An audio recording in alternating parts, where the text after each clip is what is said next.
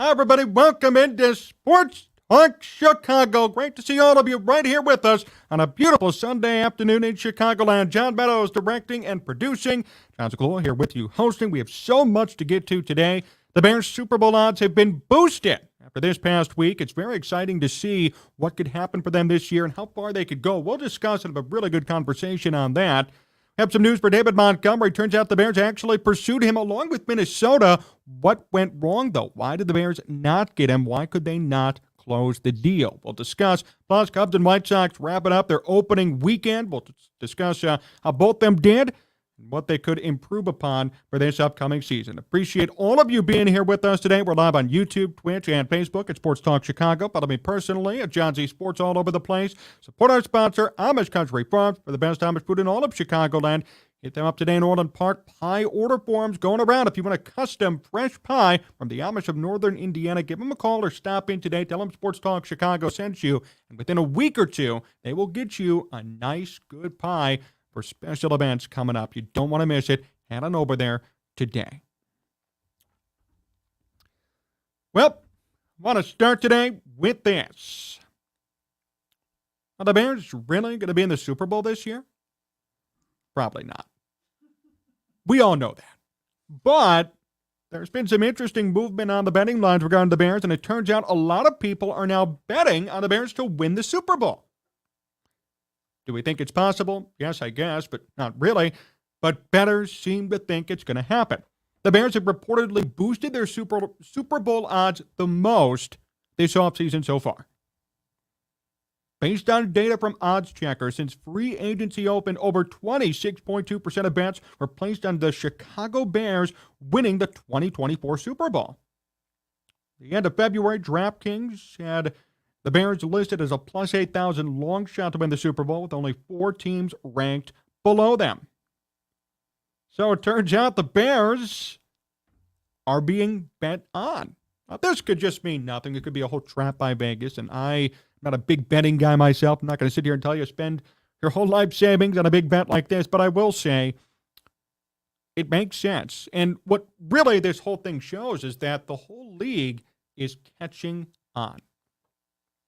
And that's what I love about this. Whether it comes true or not doesn't really matter. Maybe for some it will if they make a lot of money off it. But more than anything, it just shows the level of professional respect and the level of awareness that everybody around the league sees and knows what the Bears are about to do, what they're doing, and where they've been going. People weren't doing this last year now, were they? When the Bears fired their GM and head coach, brought in a new GM, new head coach. We're trying to build up Justin Fields to be who he is today. I didn't see anybody back then spending a lot of money and betting on the Bears to win it all. But for now, this year it's happening. There's a reason why. There's a reason why people are projecting the Bears to be better. And this goes all the way back to expectations. And this is why I say it shouldn't be a 6-11 moral victory type year in 2023. It shouldn't be. It shouldn't be, oh, we're happy with winning 5 games. It's 2 better than last year. No. But the moves you make, with the money you spend, with the players you're going to draft, it's time to think big for 2023. Not just me saying that now. The bettors are saying the same thing. It's time to think big. There's respect. There's money being exchanged. People who know a lot more about football than me even are not just expecting the same old for the Bears in 2023. Bettors who really check up their numbers and scour over stats are saying the same thing. It's not going to be another 5 or 6 win season for the Bears. I'm not going to sit here and tell you they're going to win the Super Bowl. I never said that either. I said maybe 2024 would be a year in which we should expect big things playoff-wise. But this year, you have to admit, 10-7 is not a reach or a stretch. A lot of these bettors are going to bet on the Bears for the Super Bowl. As the year moves forward, they're going to cash out their bet early and just make a profit on it. It's like a stock. It's like betting on the stock market. Same thing. They're going to bet that the odds go from a plus 8,000 to a plus 4,000, double their money and get out. And that's fine. But it goes to show you that people are taking notice. People understand what the Bears are doing. People see this is going to be a season of recovery and a season of moving forward for the Bears. A year in which it could be 9-8, 10-7, could be a wild card, could be a divisional round appearance, championship round appearance. We don't know, but we do know that there are things to be excited about for the Bears.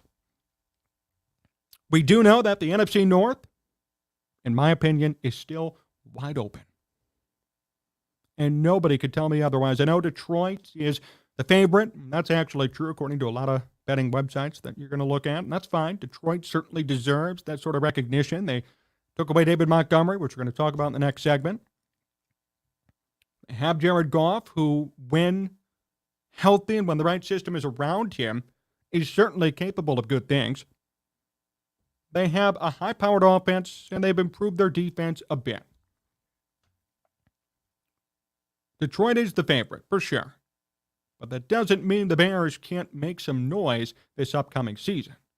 Jordan Love is going to have to learn on the job, like Justin Fields did last year, really 2 years ago, but even part of last year. Jordan Love, is not going to be Patrick Mahomes. He's not going to come out of the scene, throw for 50 touchdowns, and lead his team to a division win. It's just not going to happen. Jordan Love and the Packers are going to have to learn, and it's going to be a pretty miserable year for them, frankly. Minnesota is the big question mark. Last year they had the same point differentials they did when they fired Mike Zimmer after going 8-8 or 8-9. So what are we really going to see out of this NFC North division? And that's why it makes sense for teams and people to bet on the Bears. Why not? The Bears have gone out. They've made big moves. They still have the number 9 overall pick. Their picks relegated for the following year. They have DJ Moore. They have a number 1 wide receiver. Then they have a couple of 2s in Darnell Mooney and Chase Claypool. They have Justin Fields, who's primed for a big breakout in year 3. They have a somewhat improved defense. After a couple of signings, though, it looks better. They still have the draft to come. The Bears, on the surface, on paper, if everybody plays according to their capabilities, according to what they've done already in the National Football League, they're going to be a 10-7 team. Mark my words now. I've said this already. I'll say it again. 10-7 should be the big goal, the lofty expectation for the Bears in 2023. And that's not unfair or too much or out of this world. I'm not saying fire Ryan Poles if they don't go 10-7. But I'm saying you've spent a lot of money. You're drafting high still. You've made moves, trades. You've signed people. Time to see some results. Especially if Justin Fields is primed for a breakout, like everybody says he is. And I don't know if that's true or not, but I do expect a better year than last year, and last year was good. It wasn't horrible. I expect a 92, 93 passer rating. I expect 20 touchdowns passing, maybe 5-10 rushing, maybe 1,000 rushing yards, 3,000 passing yards. That's not out of the question to me at all. I do expect a better defense. I do expect weapons for Justin Fields. We see him right now. Unless DJ Moore completely crashes or maybe gets hurt week 1, you're going to have some stud wide receivers ready to catch the football. Darnell Mooney's going to be back and healthy. Got Khalil Herbert running the football for you. There's potential offensively for this Bears team. There's no reason why you can't go 10-7.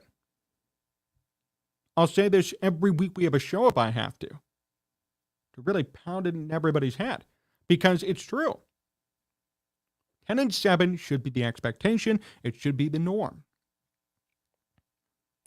I'm not ready to say, hey, I'm happy with 5 wins. I'm happy with 6 wins, or they're still developing.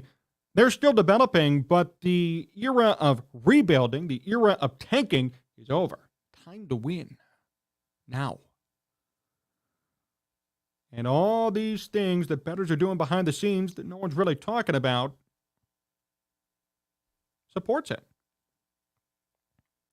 Based on data from OddsChecker, since free agency opened, over 26.2% of bets were placed on the Bears winning the 2024 Super Bowl. At the end of February, DraftKings Sportsbook had the Bears listed as an plus 8,000 long shot to win the Super Bowl. So at the end of February, the Bears were a plus 8,000 long shot. Only 4 teams ranked below them. Now, over 26.2% of bets were placed on the Bears to win the Super Bowl. So they go from being near the bottom, which is understandable, to now a lot of people are putting a lot of money on the Bears to win.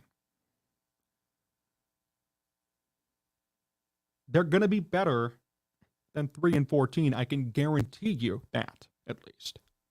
And if they aren't, then I would say, hey, maybe people should be fired. Not even kidding. The Bears go 3-14 again. Well, goodbye, Matt Eberflus. Goodbye, Ryan Poles. Goodbye, everybody. But we should be expecting 9 to 10 wins. We should be expecting a wild card appearance. This division's wide open.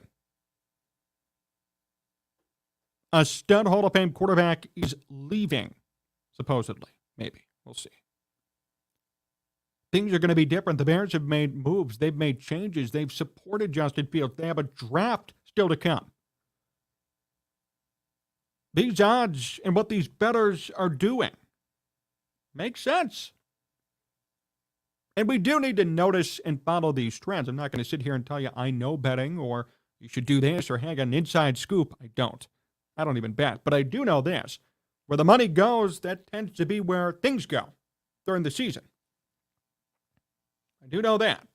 And if people on the side, not really publicizing it, are betting on the Bears, you have 26% of all bets have now bet on the Bears to win the Super Bowl, something's up. No coincidence to me. Something's up. People are seeing something, and we all see it. We all know what the Bears are doing, but people outside are really seeing something about this team. They're looking at this team on paper. They're seeing what they've done this offseason and what's to come still. They're seeing the potential in Justin Fields for next year.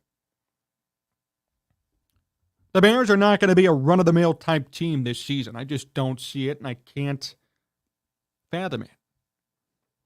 This is going to be an improved year. This is going to be a year in which we will see success on some level. Not interested in a moral victory this year, and you shouldn't be either, Bears fans. Not interested in seeing 5 or 6 wins and seeing the Bears doubled their win total in 2023, or like they said with Matt Nagy before they fired him, he never went under 500. Why are you firing him? Come on, really? Till the last year, if anyone under 500, then it was time to fire him? No. Don't listen to the spin of some people in the media telling you that you got to be more patient, that there needs to be more time, that things need to further develop. No. This isn't a construction project. The Bears have spent enough money and have done enough within one offseason to turn this entire team around. We don't have to wait 5 years to see the fruits of their labor. This is going to be a year for success. We got to start noticing it and holding them accountable. And the bettors are noticing it. Whether it's being publicized or not, it's happening behind the scenes. People are betting on the Bears to win the Super Bowl, ironically enough. And whether they're doing it because they want to cash out later or they genuinely think the Bears are going to win the Super Bowl, whatever it is, doesn't matter. The fact is, people are betting on the Bears to be better than last season. The Bears' odds right now are so low because of last year's record, what's going to happen this year. So people are saying, hey, you know what? The Bears are going to be better than 3-14, which they are. They might even be better than 6-11, 7-10, which I think they could be and should be. So people are taking note, and it's happening. And we all got to take notice as well. It's going to be a new era in Bears football. This year marks the beginning, truly. Rebuild's over. Not going to sit here and justify a 7-10, 6-11 record. It's time to see results, and I think the Bears are on that right track. And as far as we know, the betting market says the same. It's time for success. It's time for action. I think it's going to be coming in 2023. Don Burr and the Hart Foundation go back and forth, huh? Talking Lions, talking Bears, and here's what I'll say about Jared Goff, and I know there's always a weird perception around him. When the trade was made, I said Goff would be a complete bust in Detroit, and I was wrong. I was worried because Goff was already struggling the last year in Los Angeles under Sean McVay. And I said, well, if you can't succeed under Sean McVay, then you got a problem. But it turns out Goff had a great year last year. Goff was actually one of the top 5 to 10 QBs in all of football last year. How crazy is that? Yes, Jared Goff, he was. Not a controversial opinion. It's very factual if you look at the numbers. Do I think it's going to be repeated year after year? No. Do I think he's capable of winning a Super Bowl in Detroit? Probably not. That's the difference with Jared Goff. He's like Kirk Cousins now. I like Kirk Cousins. Stat patter, good numbers all the time. Somewhat of a leader, somewhat. Never going to win you a Super Bowl. And Jared Goff is the same way. I like Jared Goff, especially these past couple of years. I give him so much credit. You know, he could have really taken that trade bad. He could have been like, wow, Los Angeles doesn't want me. I'm going all the way to Detroit. They suck. I suck. But no, he actually has put up respectable, if not elite numbers the past couple of years. And I applaud that. I respect it. I appreciate it. But do I think Jared Goff is this top 5 QB all the time in football? Somebody who could repeat performances and somebody who could win you a Super Bowl almost single-handedly? Answer is no. So the Hart Foundation, I'm a little bit with you on that. But, Don, I appreciate your support because I know that Goff is capable of good things, and we've seen it. Not going to crap on Goff and say he's a horrible QB. He has done a lot. But will he win you a Super Bowl? I don't know. I don't think so, really. I'm not fully there on that. And, Goff, okay, he made the Super Bowl before. Yeah, he made it in Los Angeles. Look at that team. Look at the coach. Look at the offense. I mean, that whole team was just built perfectly for him to where had maybe any quarterback been QB that year, they would have made it to the Super Bowl. Goff needs to take over in Detroit in order to be a Super Bowl champion. And maybe he takes that step this year. Maybe he proves everybody wrong. Maybe he does take a step and say, hey, now I am in control. This is my team, and I'm a good enough QB to win on a whim. But as of right now, I haven't seen it yet. Because if I had, I would have seen Detroit make the playoffs last year. I would have seen Detroit make the playoffs the past couple of years.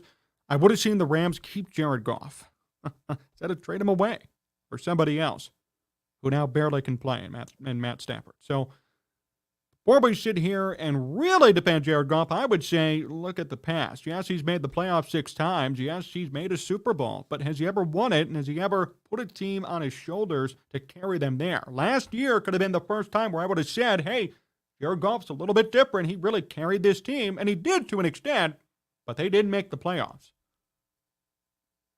They fell short, unfortunately.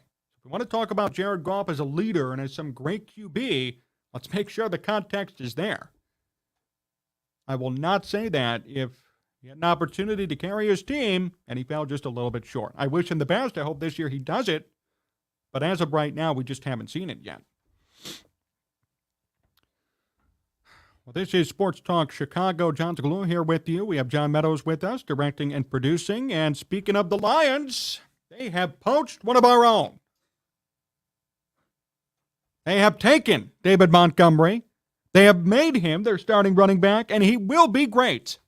Calling it right now, he's going to be great out in Detroit. I just know it. You know it's going to happen that way. It happens in Chicago all the time. Somebody leaves, and they do even better. David Montgomery was good here for a long time, but I guarantee you he's going to probably lead the league next year in running touchdowns, rushing touchdowns. I could see it, like Jamal Williams did. David Montgomery is going to assume that role. And I think he's going to have wild success out in Detroit. Now, this is interesting, and this is why I bring up David Montgomery. We have some new news on Montgomery, how he got signed by Detroit, and what happened with the Bears. So, Lions GM Brad Holmes came out recently, talked about why the Lions went to David Montgomery. Now, the question was, why couldn't they re-sign Jamal Williams? Holmes says, we tried, and said, quote, but when the market crystallized and it got to a point where David was in play, kind of within the range of resources that we had set aside, that's when we went ahead and went for it with David, which we're extremely excited about. Brian Poles said, in regards to Montgomery, came out and said this too, Chicago came close to re-signing him. Well, I would just kind of sum it up by saying players do have a choice. I thought we communicated well. I thought we negotiated well. At the same time, you don't always know what's going on in the background, but I thought we did a good job. We were transparent. We were organized, and it didn't happen. I felt like it was really, really close, though. Then apparently, according to Brad Biggs, the Vikings made a play for him. The Lions pried him away from Chicago and Minnesota because they offered more guaranteed money in the contract. Biggs said this, quote, Montgomery scored an $18 million three-year contract from the Lions, and what's notable is that $8.75 million was fully guaranteed, $2.25 million was further guaranteed if he's on the roster on the third day of the 2024 league year. The Bears' offer to Montgomery did not include any guaranteed money behind or beyond year one of the deal. Wow.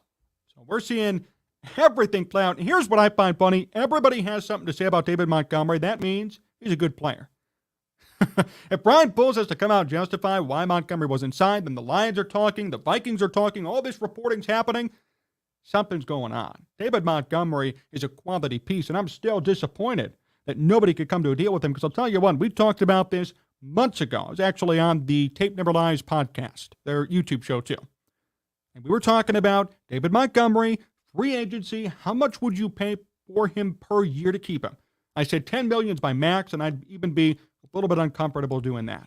Well, Montgomery got 3 years, $18 million. That's $6 million a year. That's nothing. And if you're the Bears, and, I know it's business, but Montgomery's meant a little bit, too much for you. He's meant a lot to you. You can't give him any guaranteed money beyond year one. You can't give him $2 million in guaranteed money for year two like the Lions did. Why not? It's like Shark Tank. When they fight over half a percentage point, then the Sharks go, I don't want to deal with you. You're fighting over a half a percentage point. Right? You guys have seen Shark Tank. Same thing. Why are we fighting over $2 million? Just give it to him. Bring him back. I don't blame Montgomery. He wants to be set up for the years to come. Montgomery has 3 years left in him. Come on. What are we fighting over a half a percentage point? Mr. Wonderful would be pissed. Oh, David Montgomery. Oh, Ryan Poles, I guess. And oh, Minnesota, who somehow was in the running. We didn't even know about it till now. All the NFC North teams wanted David Montgomery. Everybody knew the merits to Montgomery's case, and everybody knows to this day how good he really is, and this proves it. When you got 3 teams from the same freaking division on you, that's when you know you're good, because the rivals are so sick of getting beaten by you. So if you can't beat them, join them. Take them in. That's what Detroit did. That's what Minnesota did too. I'm surprised Green Bay wasn't in on it, even. If you can't beat them, join them. They were interested. They respected what Montgomery has done in a Bears uniform. We could sit here and be evaluators on the outside, say he sucked, or he did this wrong, or that wrong, or he's getting old. But at the end of the day, the team saw something. The Bears' top rivals, whom the Bears face twice a year, saw something. Goes to show you he's not long in the tooth, or being overpaid, or going to be too old, or has nothing left in the tank. David Montgomery is a very solid running back. And for some reason, nothing materialized. And now we're seeing kind of why it didn't happen. All right, Poles has a reason. I'm not going to sit here and kill him for $2 million. And the Bears have running backs on staff. They're going to probably draft one too. That's fine. I'm not overly disappointed, but I am disappointed that had the Bears just offered him $2 million more guaranteed, he probably would have stayed. That does get me. I get you want your own people, right, Poles? You want your own running backs, your own wide receivers. You don't want to spend too much money, but you're obviously okay with still paying out the 4th most dead cap money in all of football this upcoming season. $20+ million. Why aren't you okay with guaranteeing David Montgomery $2 million in 2024? That's a good question. I'd love to know the answer to that. Probably won't ever get one, but we will see this year who was right and who was wrong. We don't know the answer today, but the optics don't look good for the Bears and their sake. And then, of course, Ryan Poles saying, I thought we communicated well, we negotiated well. I feel like we were really, really close. But then the whole report from Brad Biggs, Montgomery took the Lions' offer, according to a source, because the Bears did not include any guaranteed money beyond year one of the deal. Come on. And Poles said he's definitely going to run with a chip on his shoulder, so we'll be ready for that. But I communicated with him too. Happy for him. He's a guy I've respected since he was at Iowa State. I love the way he runs, so it's all good. Well, it's kind of all good, Ryan Poles. I mean, it's not all good because had it been $2 million more in guaranteed money, the Bears could have retained David Montgomery. They could have had Khalil Herbert still. They could have drafted somebody and had him learn from Montgomery. Then in 2 years been really good. You wouldn't have had to go out and sign a veteran running back with 700 yards to his name from Seattle. I don't know. I'm just saying.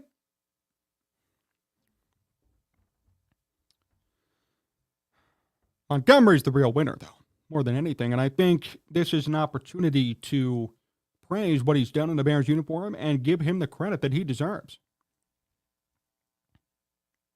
Really mean it. I mean, Montgomery has done a lot for the Bears in his tenure here.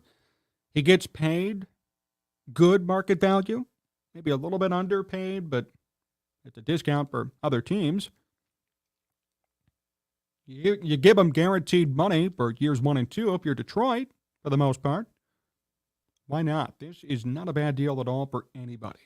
Everybody wins with this deal. I just would have liked to see the Bears do it instead because it's not a huge financial commitment.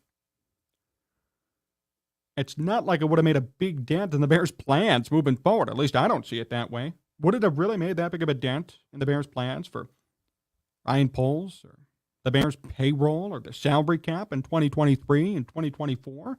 I don't think so. I really don't think so. We're not talking about Khalil Mack money or dent cap hit or big contracts for 3 or 4 years like the Bears spent. We're talking about $10 million guaranteed in total over 2 years. $18 million if Montgomery plays to his fullest potential. That's really not a big risk. It's a low risk and potential high reward signing, and the Bears just let him walk. Detroit is going to cash in on this opportunity, mark my words. They will. They did the right thing here. They still have DeAndre Swift taking care of long runs in open field, runs around the 30 to the 30, but inside the red zone, watch out for David Montgomery. It's going to be the David Montgomery show, guaranteed. Jamal Williams last year had 1,000-plus rushing yards, 1,047, I believe, and led all of football in rushing touchdowns. And Williams was not the primary back per se. Him and Swift essentially split carries, and Swift ran a lot in the middle of the field. Now you have David Montgomery coming in to replace Jamal Williams. I think he's going to flourish in Detroit. Plus, on top of it, we heard from Dave Richard a couple of weeks ago that Dan Campbell's always loved David Montgomery and has wanted Montgomery for a long time and has known him for a while. So this is going to be interesting. And I think everybody will be proven wrong or right based on this season and the next one to come. That's why I'm not going to kill Ryan Poles yet, metaphorically, because we don't know what Montgomery's going to do in 2023. He could get hurt, not play. He could have 500 yards, have a meager showing. Oh, he's past his prime. Fine. But at this moment, Montgomery is not over or old or incapable of being a running back in the NFL. It's just not true. Even based on last year, well, he was hurt half the time. When healthy, he could get you 900 to 1,000 yards per season and now may get you a lot of touchdowns. But I found this report just so fascinating, and I'm so happy it came out because we were all kind of confused when the news hit, weren't we? I mean, I was pretty stunned. Why are the Bears not going to pay him $18 million over 3 years? Why is this such a big deal? Why did he leave? And now we're finding out more and more. And at the surface, I find it sad that Ryan Poles didn't just pay him what he wanted, $2 million more potentially. That's all it could have been. This is Shark Tank. We're fighting over a 0.5 percentage point, 2 percentage points, when at the end of the day, you're going to get a shark.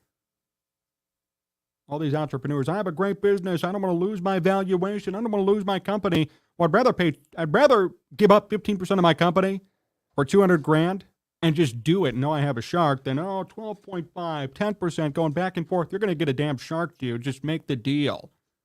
And it's the same here. You're going to get a good running back for potentially 2 or 3 more years. You don't have to worry about your position. All it's going to cost you is $2 million more. Is it really that hard to do? I don't know. But I am not a fan of this situation. With this report coming out, it sheds more light on why the Bears did not re-sign David Montgomery. And I have to say, at the surface, not the right move by Ryan Poles.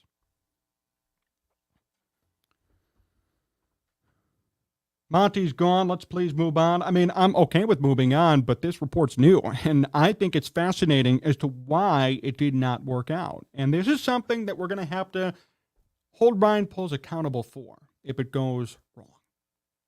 We're going to have to remember, hey, this is what happened. Here's why Montgomery wasn't re-signed, and it was just a $2 million difference, and it could have made a huge difference.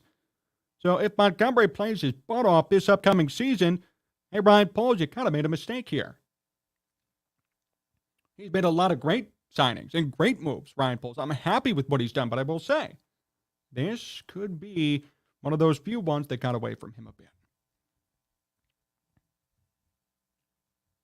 I love how people are still fighting about Jared Goff and Justin Fields. I mean, wow. We're going crazy out there in the comments. Everybody getting pissed off. I mean, Jared Goff to Justin Fields isn't even a comparison. I mean, I would say right now, Jared Goff statistically is a better quarterback. We haven't seen enough from Justin Fields to say whether or not he's the guy or he's perfect or he's going to be a great QB. This is going to be a big year. The comparison in that case is not warranted yet. We're not operating off enough information to say, hey, here's my informed take on the subject. We don't know. And they're 2 different QBs regardless. Justin is never going to throw for 5,000 yards in a season. He's going to be running the ball too. So the comparison is not perfect. Hey, you want to compare Jared Goff to Aaron Rodgers statistically the past couple of years? Great. Or Kirk Cousins? Great. But Justin Fields is a completely different quarterback than Jared Goff. And Justin has only played 2 years in the league. We can't sit here and compare a 6-7 year established veteran who's been to a Super Bowl and has put up great numbers and needs a good situation with somebody who's had no situation, 2 years under his belt, and oh, by the way, he runs for 1,000 yards a season as a quarterback. You can't make that comparison yet. Or potentially ever.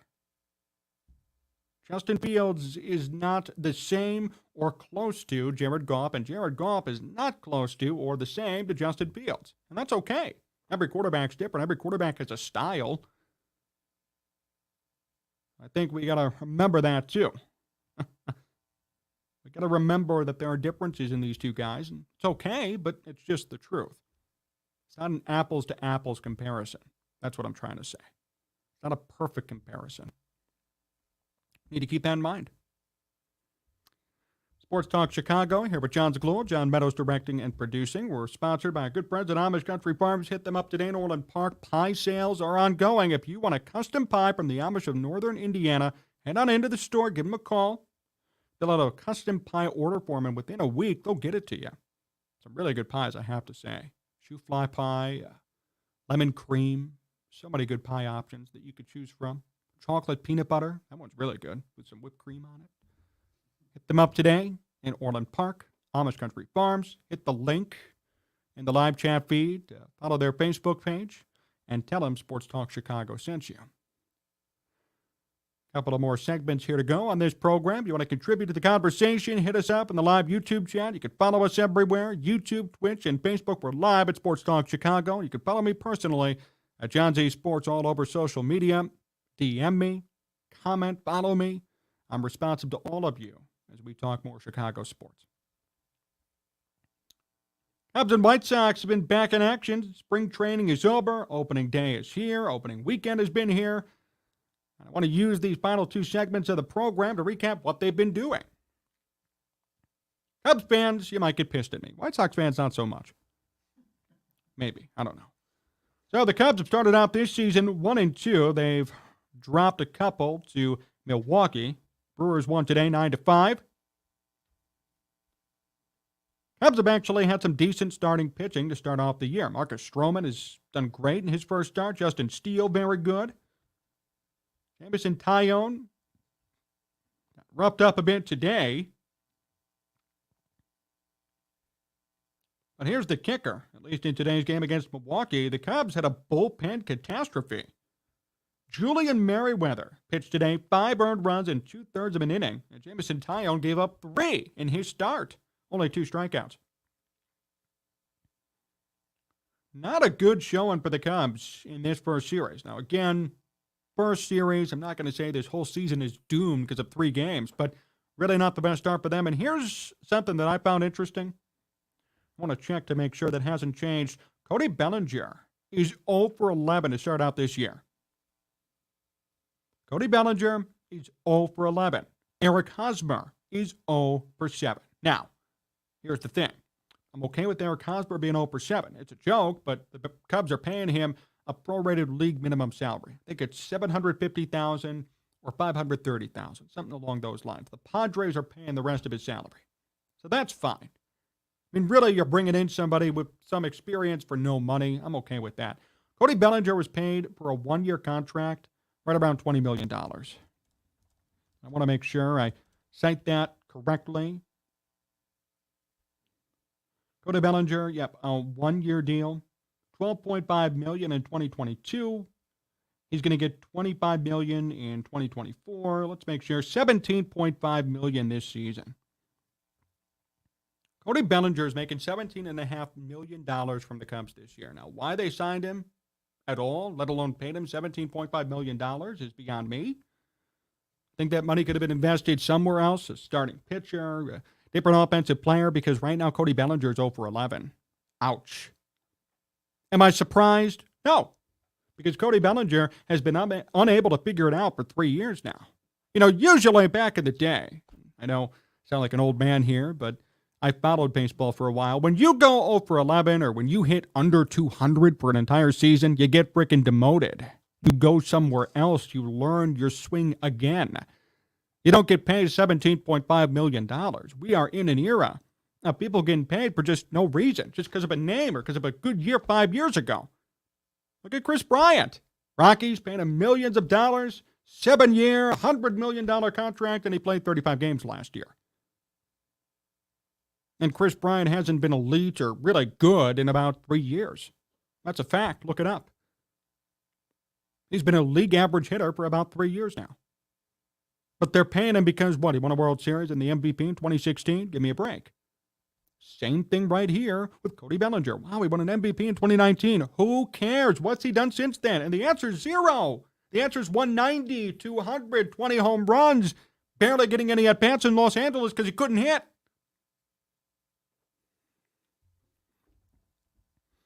And now he starts off his season with the Cubs 0 for 11. 0 for 11! And they're paying him $17.5 million. He's an $18 million man hitting 0-0-0. And he's 0 for 11 to start off this year. For anybody who had any expectations, for anybody who said, because a lot of people did say, wow, it's Cody Bellinger, what a big deal, you've all been proven wrong. And this is not a surprise to anybody. Hopefully he turns it around and I can eat my words, but this is not the start you want if you're the Cubs and Cody Bellinger. And for anybody who shilled for Bellinger too, because there were so many people, I saw it all over social media, oh my gosh, we got an MVP. Who cares? What's he done the past 3 years in baseball? 0. And now, literally, he's done 0. 0 for 11. Horrible start to the season. What a joke. But no, we all have to freak out because the Cubs paid $18 million to a guy who hit 200 because he won an MVP in 2019. Really? That's the logic we're following here? What a shame. For his sake, I hope he gets better. Don't think he's a bad guy or anything, but this is just bad. I mean, you're paying him all this money for no reason. This is not a personal attack. It's just, why pay him all this money? Dansby Swanson has exceeded expectations for me, hitting above 400 through these first 3 games. Nico Horner's turned it on a bit. He started out 1 for 8, but had a 2 for 5 day on Sunday, moving up his average. Ian Happ has been doing okay. Patrick Wisdom, a 2 for 4 with 2 RBIs on Sunday as well. He's improving his batting average, which was at 0 as well. It's early.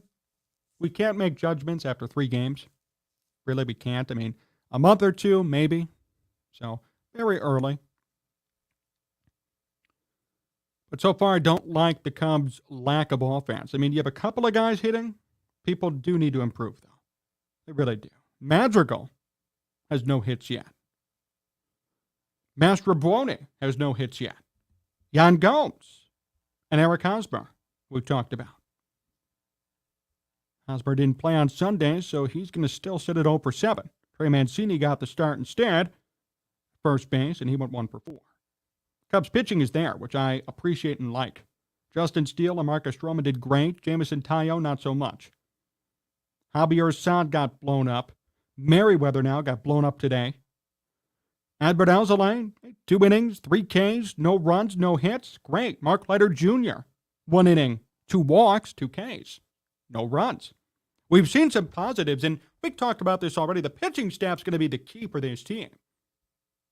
Really, it is. I mean, if everybody replicates even last year, the Cubs were 39-31 after the All-Star break last year. Just their young pitching, the controllable young pitching, did great. We still haven't seen Wisniewski pitch yet. Hayden Wisniewski, we're going to see him this week. A lot to be excited about if you're a Cubs fan when it comes to the pitching. But something's got to give offensively. Something's got to get better. I mean, Cody Bellinger, you're paying him $18 million. He is 0 for, 11 now? Wow. How did we not see this, people? Did anybody see this coming? I know I did.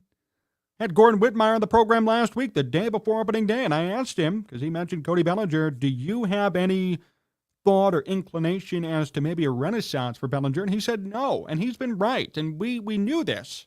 I asked the question because I wanted Cubs fans to see the truth in Bellinger, but apparently people are finding out the hard way.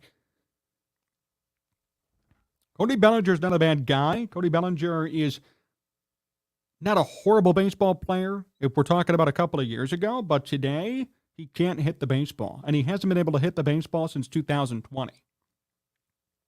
So 2020, COVID year, 2021, 2022, that's 2.5, 3 years, and now this year still. It's a pattern. If you haven't figured it out in Los Angeles, how do you expect to figure it out here? He's been ousted from the Dodgers. They didn't want him back. They didn't need him. Trace Thompson, his replacement, who's been a journeyman around baseball, just had a 3-homer day yesterday. Who do you think they care about right now? And do you think any of them are even thinking about Cody Bellinger? No, he's gone. He's an afterthought. They did not want him back. He couldn't hit. And it's a shame because just a couple of years ago, MVP, great player. Now all of a sudden, this is what's happened to him. But Cody, you got to do better. You got to hit more. 0 for 7 to open up the season is just not going to get it done. Now 0 for 11. Hosmer's 0 for 7 too, but at least Hosmer's not making $18 million from the Cubs. Cubs are paying him his prorated minimum. The Cubs are paying Bellinger $18 million to do this so far. Something has to change. I remember when the Cubs gambled on Jock Peterson, 1 year, $8 million. That didn't work. Then Peterson turns around and does great, fine. But 1 year, $8 million is fine. That's a sensible gamble. The Cubs outbid themselves on this. Who was actually sitting there willing to pay $18 million for Cody Bellinger? I wish I have access to the negotiations that went on. There is no way somebody was sitting there trying to outbid the Cubs for $18 million for Cody Bellinger. I can't even fathom that. There's no way. No way. Why are you going to pay $18 million for an MVP in 2019 when the year's 2023?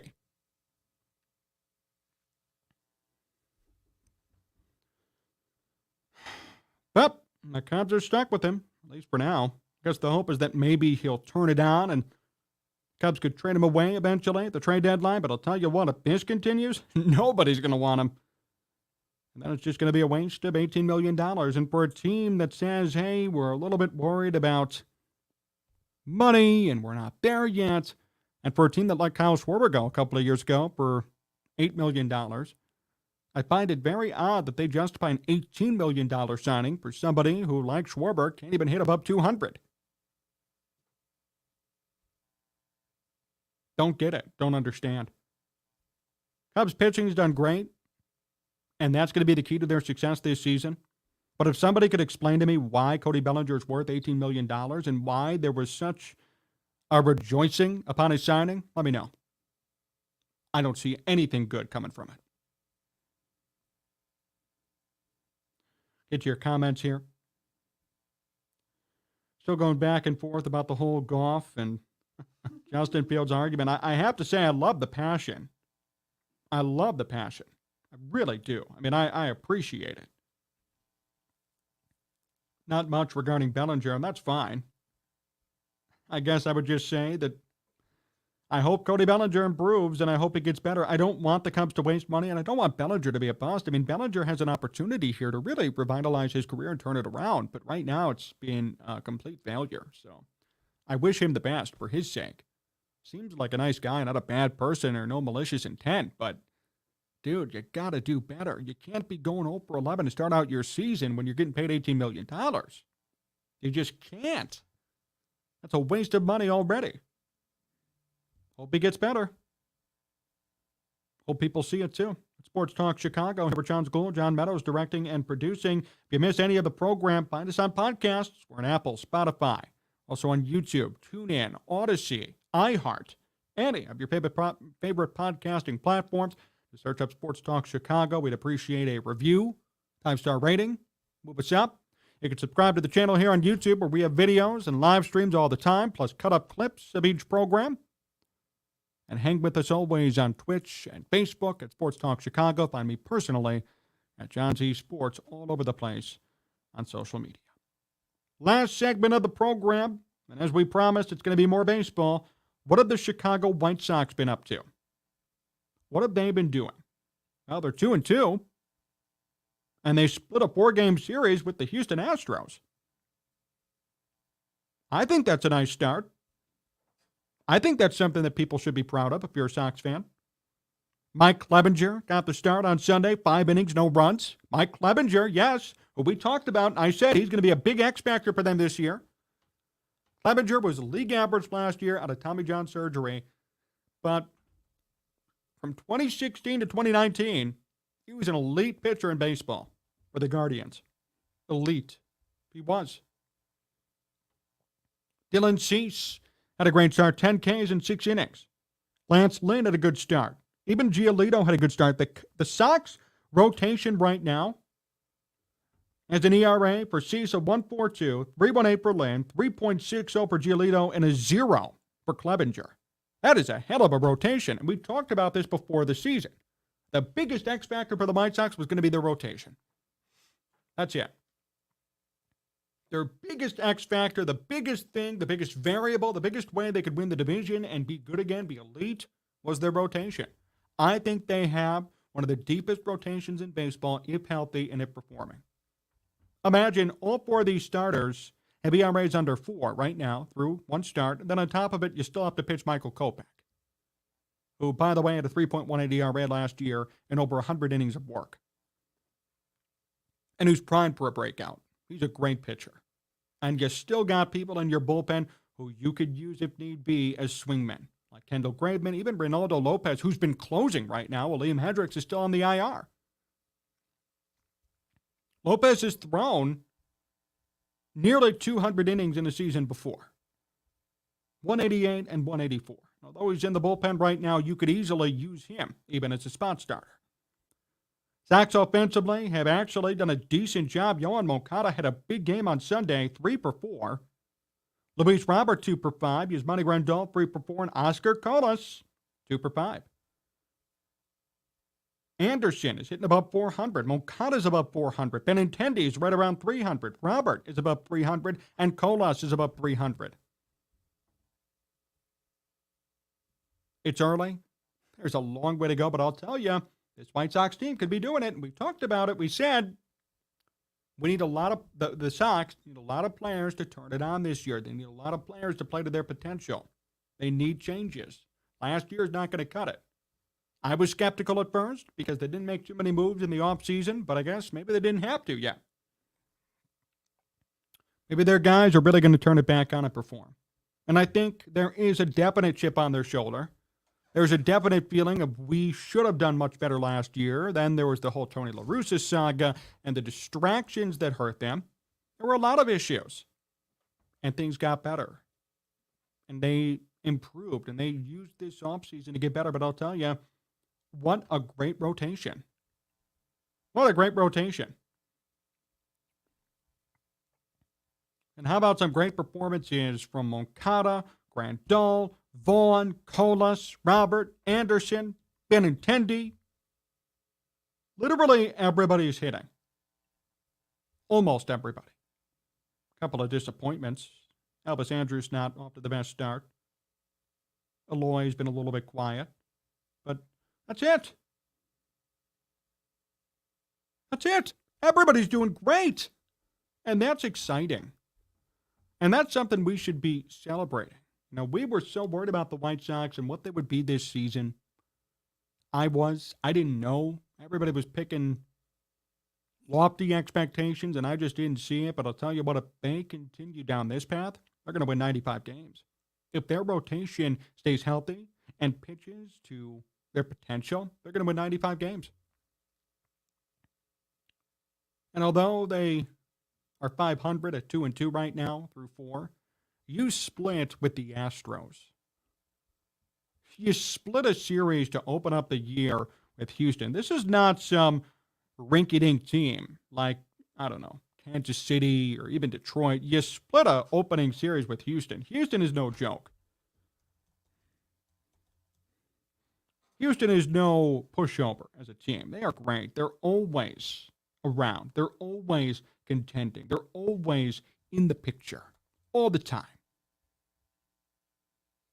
And they won the World Series last year.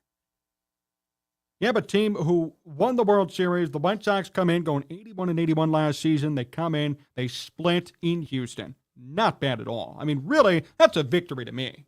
You split with Houston. And hey, you face off against some pretty good pitchers in the process. Valdez, Javier, Urquidy. You're facing off against quality pitching from Houston. And you hit them well. Because all your guys are hitting pretty well. That is an accomplishment. Huge accomplishment. Even today. Mike Clevenger with a big game, and they faced off against Luis Garcia, who gave up 3, and then Seth Martinez out of the bullpen gave up 3. The Sox made it happen. I just think we really have to keep the White Sox on our radar. We have to keep the White Sox on our radar. No other way to put it. I mean, if you're splitting with a reigning World Series champion and you have all your pitchers dominating their lineup, which is one of the best in baseball, you have a chance. You have a fighting chance. Dylan Cease, if he continues, he should win the Cy Young this year. He got snubbed last year. So there's a real opportunity here for some serious success for this team. And it surprises me more than anybody. But it's happening, and I'm along for the ride, and I'm happy for them. Because remember, if this year doesn't go as planned, I would say it's time to tear it down and rebuild it back up. You have a core here that didn't perform last year, plainly. What's going to change? And it turns out people are changing. And that's exciting. Very exciting. So if you're a White Sox fan, you have a lot to be proud of after this weekend. I wouldn't fret on the 2-2 record or, oh my goodness, it was a split. No, I would say it was a split. Great, let's move forward and win the games we're supposed to win. If you split against the perennial World Series champion, the defending World Series champion, you did yourself a pretty good job. And you won Game 1 on national TV. You did a good job, Chicago. Great job. Now it's time for a situation in which the Sox could face off against some decent competition, win a lot of games that are winnable, and win this division if possible. If they play like they've been playing this past weekend, if they pitch like they're capable of pitching, the sky's the limit for them. The offense isn't even as integral as their pitching. Their pitching last year was decimated. Dallas Keuchel, who's designated for assignment after an 80 ERA, Lance Lynn sucked. Giolito had a bad year. Cease was great, and Kopech got hurt. That's the story of the White Sox 2022 season, not to mention horrible offense, Tony La Russa, and the whole distraction. It was horrible. Now instead, new manager, new culture, healthy pitching staff, and believe it or not, a pretty good offensive attack so far. This is a huge opportunity. And they started out certainly on the right foot by splitting against Houston in Houston to open up their season. Don Burr, Atmos, everybody pissed at one another. The Hart Foundation still throwing some hands. We're throwing hands in the chat here. People are fighting. Bears have been building since 1985. When did the Lions win the Super Bowl again? Lions, 200 wins from hitting 500 all time. Karen B, go Cubs. Yeah, Cubs, though, started out 1-2, but not horrible. Yeah, chance to turn things around. Comparing Goff to Lamar Jackson, another dumb comparison in my opinion, too. It's like comparing Goff to Justin Fields. We have two different quarterbacks with different skill sets, with different things to their name. Different offenses, different schemes, different weapons, different mindsets. You cannot compare those two QBs, guys. Come on. Need to be real here.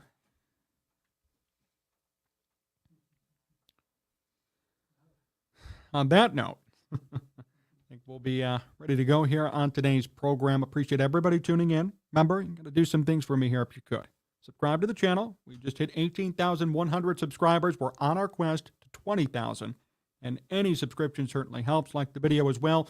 You can find us also on Twitch and Facebook at Sports Talk Chicago. Find me personally at John Z Sports all over the place on social media. Big thank you to John Meadows for directing and producing. Big thank you to our sponsor, Amish Country Farms, for the best Amish food in all of Chicagoland. Hit them up today in Orland Park. Pie order forms are out. Fresh food is coming in. Don't miss it. Find them today. Call them or go in and tell them Sports Talk Chicago sent you. We're going to be live on Wednesday night. We have Mark Shanowski joining us. Mark Shanowski from ABC 7 covers the Bulls. We're going to talk Bulls and Chicago Bears with him. Don't miss that conversation. We have some more stuff coming in the pipeline as well. So stay with us here on Sports Talk Chicago. But we're certainly appreciative of all of you who continue to support, tune in each and every time we go live. Thank you so much. We'll see you soon. So long, everyone.